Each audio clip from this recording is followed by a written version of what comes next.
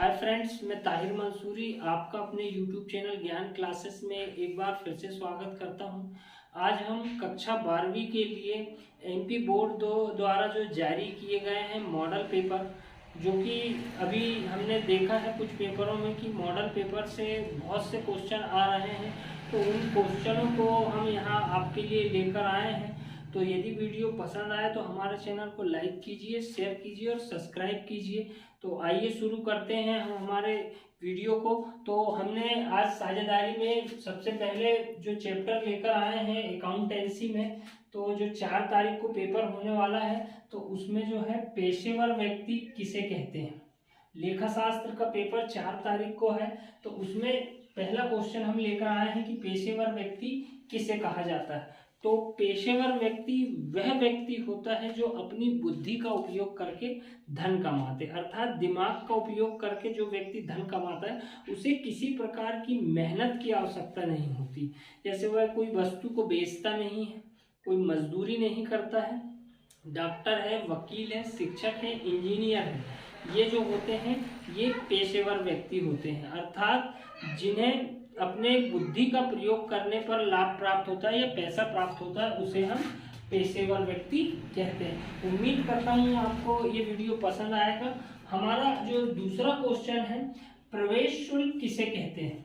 प्रवेश शुल्क गैर व्यापारिक संस्थाएं जो होती हैं, अर्थात गैर व्यापारिक संस्थाएं किसे कहा जाता है, जो लाभ नहीं कमाती है, अर्थात जो समाज सेवा का कार्य करती है वो गैर व्यापारिक संस्थाएं कहलाती है। जब गैर व्यापारिक संस्था में कोई सदस्य नया प्रवेश करता है तो उससे एक निश्चित राशि जो है संस्था द्वारा ली जाती है, तो उसे हम गैर व्यापारिक संस्था प्रवेश शुल्क कहते हैं।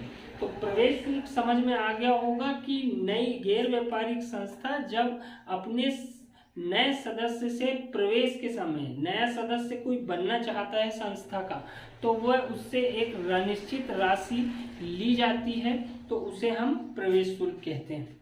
इसके बाद हमारा है क्वेश्चन दूसरा, तीसरे नंबर का, कि साझेदारी की 2 विशेषताएं बताइए। तो साझेदारी की विशेषताएं बहुत सारी दी हुई है पुस्तकों में, लेकिन हम उसमें सबसे आसान वाली आपको बता देते हैं कि 2 या 2 से अधिक। तो यहाँ पर पहली जो है 2 या 2 से अधिक, साझेदारी की 2 या 2 से अधिक। तो साझेदारी की सबसे बड़ी विशेषता यह होती है कि कम से कम या न्यूनतम 2 सदस्य होना जरूरी होता है, और उसके अलावा यदि अधिकतम साझेदारों की संख्या दी जाए तो 2013 के अनुसार करीब 50 सदस्य बोला गया है, लेकिन अभी पुरानी किताबों में 20 सदस्य अधिकतम दिखा रहा है। तो 2 या 2 से अधिक के अंतर्गत आप लिखोगे कि साझेदारी में कम से कम 2 सदस्य होना चाहिए और अधिकतम 2013 के अनुसार 50 सदस्य होना आवश्यक है। उसके बाद दूसरा जो पॉइंट लिखोगे आप, लाभ विभाजन। लाभ विभाजन के अंतर्गत आता है कि जो भी साझेदार, जब कोई व्यवसाय में आपस में कोई सदस्य साझेदार होते हैं तो उनके बीच लाभ विभाजन होना आवश्यक है। लाभ और हानि दोनों का विभाजन होना आवश्यक होता है। तो यहाँ पर लाभ विभाजन में आप लिख सकते हो कि जब 2 या 2 से अधिक साझेदार आपस में किसी व्यवसाय को चलाने के लिए सहमत होते हैं तो उन दोनों के बीच में लाभ का विभाजन होना आवश्यक होता है। तो यहाँ पर हमारा ये जो तीसरा क्वेश्चन है, साझेदारी की 2 विशेषताएं, तो बहुत सारे पॉइंट है, स्टूडेंट इनमें से 2 ही पूछा गया है तो आप उन्हें बता सकते हैं। इसके बाद आता है साझेदारी संलेख। संलेख को हम अनुबंध भी बोलते हैं। साझेदारी अनुबंध किसे कहते हैं। तो संलेख जो होता है लिखित या मौखिक हो सकता है, मतलब जब साझेदारी जो होती है जब प्रारंभ की जाती है तो या तो मौखिक प्रारंभ की जा सकती है या लिखित हो सकती है। लिखित साझेदारी ज्यादा श्रेष्ठ मानी जाती है, क्योंकि यदि बीच में कभी साझेदारों में आपसी मतभेद होता है तो वो उस मतभेद को मिटाने के लिए लिखित साझेदारी में हम उसे दिखा सकते हैं सबूत के तौर पे कि उस समय हमने ये किया था। तो साझेदारी संलेख लिखित या मौखिक हो सकता है, लेकिन लिखित समझौता श्रेष्ठ माना जाता है। और संलेख के अंतर्गत साझेदारी में व्यवसाय के नियमों और कर्तव्यों का उल्लेख किया जाता है।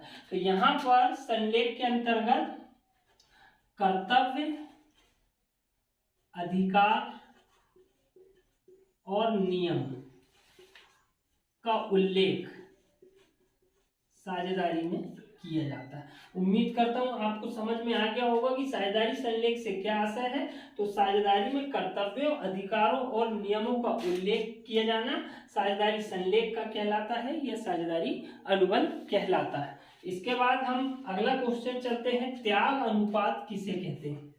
त्याग अनुपात। तो त्याग अनुपात जो होता है जब साझेदारी पहले से व्यवसाय में चल रही होती है, जब साझेदारी व्यवसाय में पहले से चल रही होती है और अचानक कोई नया साझेदार उसमें प्रवेश करता है, तो स्वाभाविक सी बात है कि पुराने साझेदारों का हिस्सा कुछ कटेगा। तो जो हिस्सा कम होता है उसे हम त्याग अनुपात कहते हैं। तो इसका हम आंसर क्या लिख सकते हैं त्याग अनुपात का, कि जब व्यवसाय में नया साझेदार प्रवेश करता है तो एक साझेदार को या एक से अधिक साझेदारों को उनके हिस्से में जो कमी आती है उसे हम त्याग अनुपात कहते हैं। इसके बाद हमारा जो अगला क्वेश्चन है, साझेदारी के पुनर्गठन से क्या आशय है? तो यहाँ पर हम देखेंगे कि पुनर्गठन, यदि हम इसका संधि विच्छेद करेंगे तो पुनः धन गठन, अर्थात इसका हम बोलेंगे कि दोबारा गठन करना। जब साझेदारी में नया साझेदार प्रवेश करता है या पुरानी साझेदारी में कोई साझेदार की मृत्यु हो जाती है या वो छोड़कर चला जाता है, तो उस वक्त में जब साझेदारों के अनुपात में परिवर्तन होता है, जैसे ही साझेदारों के लाभ हानि अनुपात में परिवर्तन होता है तो साझेदारी का दोबारा गठन करना ही साझेदारी का पुनर्गठन कहलाता है। बस इतना ही लिखना था। तो इसके बाद हम इसके अगले क्वेश्चंस को बताते हैं। इसके बाद हमारे जो क्वेश्चंस है, तो सबसे पहला क्वेश्चन इसमें ये दिया है कि साझेदार के निवृत्त होने के 2 कारण लिखिए। तो यहाँ पर निवृत्त का आशय पता होना चाहिए बच्चों को। तो मैं यहाँ पर बता दूं कि साझेदार में जब कोई साझेदार फर्म से अवकाश ग्रहण करता है तो उसे हम निवृत्त कहते हैं। अवकाश ग्रहण के कारण, अर्थात ये निवृत्ति के कारण पूछ रहा है, तो कारण तो बहुत है। तो इसमें सबसे पहला कारण आप लिख सकते हो वृद्धावस्था के कारण, वृद्धावस्था के कारण। तो यहाँ पर जब साझेदार की उम्र ऐसी हो जाती है जिसमें वह कार्य करने के लायक नहीं रह पाता है, तो वो आपस फर्म से रिटायर होने के लिए एक अनुमति पत्र देकर रिटायर हो सकता है। तो वृद्धावस्था के कारण भी साझेदारी फर्म से साझेदार अलग होता है। दूसरा है साझेदार अस्वस्थता के कारण। अस्वस्थता के कारण का अर्थ ये होता है कि यदि कोई साझेदार लगातार बीमार चल रहा है या उसे शारीरिक कोई बीमारी है तो वो कार्य नहीं कर पा रहा है, तो उस कारण से भी साझेदारी से वह अवकाश ग्रहण कर सकता है। तो यहाँ पर साझेदार के निवृत्त होने के 2 कारण ये हो गए हैं। इसके बाद यदि आप और चाहते हैं तो दिवालिया होने के कारण, दिवालिया होने के कारण में भी आप ये बता सकते हो कि जब कोई साझेदार की पूरी संपत्ति बिक जाने के बाद भी बैंक का ऋण खत्म नहीं होता है तो साझेदार को बैंक क्या होता है, दिवालिया घोषित कर देती है, अर्थात वह उससे फिर अन्य कोई भी व्यक्ति पैसों की मांग नहीं कर सकता।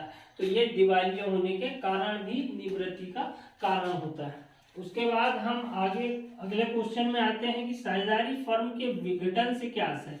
विघटन का मतलब होता है समापन।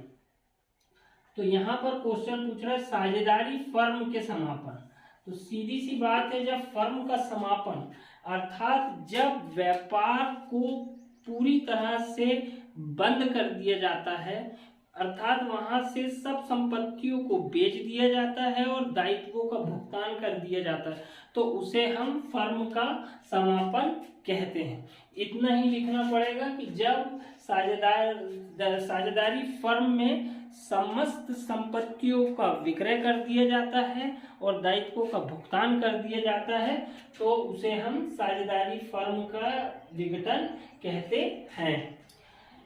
इसके बाद हम अगले क्वेश्चन की ओर चलते हैं। समता अंशों की विशेषताएं बताइए।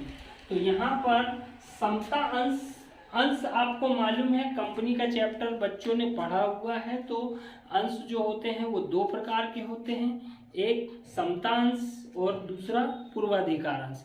समता अंशों की विशेषता ये होती है कि सबसे पहले इसमें जो लाभ होता है, लाभ की जो दर होती है वो निश्चित होती है।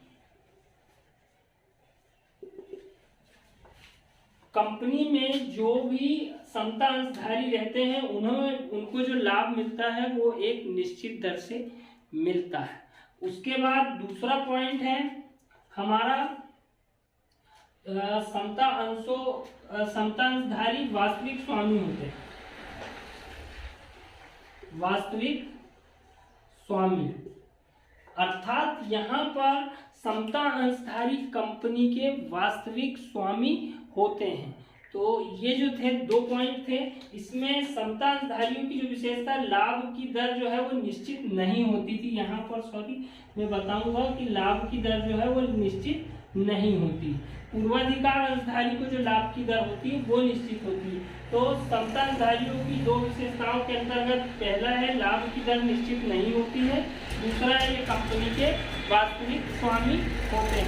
अर्थात कंपनी के जो प्रवर्तक रहते हैं, जो कंपनी का निर्माण करते हैं, वो समता अंशधारी होते हैं। और लाभांश की दर, इन्हें जो लाभांश की दर होती है वो निश्चित नहीं होती है। अर्थात जब कंपनी के सबसे पहले लाभांश की दर जो है पूर्वाधिकार अंशधारी को मिलती है। पूर्वाधिकारी अंशधारियों से बचने के बाद ही जो कुछ शेष बचता है वो समता अंशधारियों को मिलता है। तो स्टूडेंट इसे ध्यानपूर्वक देख लें। इसके बाद आता है अगला क्वेश्चन, अंशों के सममूल्य पर निर्गमन से क्या आशय है। अब यहाँ पर अंशों का जो सममूल्य है, सममूल्य, तो देखिए यहाँ पर हम इसे डायरेक्ट बताएं कि अंकित मूल्य। सममूल्य का क्या आशय होता है? अंकित मूल्य। जब अंश अंकित मूल्य पर ही बेचा जाता है, अर्थात न उस पर किसी प्रकार की कमी की जाती है, ना ही उसे बढ़ाकर दिया जाता है, तो ये क्या कहलाता है? सममूल्य पर निर्गमन। जैसे मान लो एक अंश 10 रुपए का है, तो उसकी कीमत भी कितनी रखी गई है? 10 रुपये। अर्थात निर्गमन पे भी 10 रुपये पर ही बेचा जाता है, तो उसे हम क्या कहेंगे? सममूल्य पर निर्गमन। अर्थात अंश जितने का रहता है उतने पर ही यदि विक्रय किया जाता है या अंकित मूल्य पर ही बेचा जाता है, तो उसे हम अंशों का सममूल्य पर निर्गमन कहते हैं। एक आता है प्रीमियम पर निर्गमन। इसकी भी परिभाषा आप देख लें यहीं पे कि जब अंशों का मूल्य कंपनी द्वारा बढ़ाकर दिया जाता है, अर्थात 10 वाला यदि 12 रुपए पर बेचा जाता है, तो ये जो होता है प्रीमियम पर अंशों का निर्गमन कहलाएगा। उसके बाद एक और आता है इस पर बट्टे पर निर्गमन। जैसे 10 वाला 9 रुपए पर बेचा गया, तो यहाँ पर हम ये भी बताना चाहेंगे कि जब अंशों का मूल्य अंकित मूल्य से कम करके दिया जाता है, तो उसे हम बट्टे पर निर्गमन कहेंगे। इसके बाद यहाँ पर हम अगले क्वेश्चंस की ओर आते हैं। तो वाहक ऋण पत्र से क्या आशय है? इस क्वेश्चन को बताने से पहले मैं आपको ये कहना चाहूँगा कि यदि आपको वीडियो पसंद आए तो आप हमारे चैनल को जरूर सब्सक्राइब कीजिए, और आने वाले समय में हम इसके कल आगे के सवालों को भी समझाएंगे, तो प्लीज़ हमारे चैनल को ज़्यादा से ज़्यादा लोगों तक शेयर कीजिए। अब हम बताते हैं वाहक ऋण पत्र से क्या आशय है। ऋण पत्र जो कि वाहक है, तो यहाँ पर ऋण पत्र विभिन्न प्रकार के होते हैं, जैसे रजिस्टर्ड ऋण पत्र, वाहक ऋण पत्र, परिवर्तनशील ऋण पत्र, अपरिवर्तनशील ऋण पत्र, भागयुक्त, अभागयुक्त। तो ये जो है ऋण पत्रों के विषय में, वाहक ऋण पत्र के विषय में पूछ रहा है। जिस ऋण पत्र का भुगतान उसे देखकर ही कर दिया जाता है, उस ऋण पत्र को एक चेक के द्वारा, जैसे ये चेक है और ये चेक को देखकर ये जिसको भी हाथ पे पहुंचाया जाएगा, भेजा जाएगा, उसको ही उसका भुगतान कर दिया जाएगा। तो ये वाहक ऋण पत्र कहलाता है कि जिसका भुगतान किसी भी व्यक्ति के द्वारा, जिसके हाथ में वो ऋण पत्र होगा, उसे ही उसका भुगतान कंपनी द्वारा कर दिया जाएगा, तो उसे हम वाहक ऋण पत्र कहते हैं। तो उम्मीद करता हूँ आपको आज का पूरा वीडियो समझ में आ गया होगा। यदि वीडियो में कोई दिक्कत जा रही है, कोई क्वेश्चन आपको फिर से समझना है, तो हमें कमेंट करके बताएं, हम इसका आपको फिर से बता देंगे। मिलते हैं नेक्स्ट वीडियो में, तब तक के लिए धन्यवाद।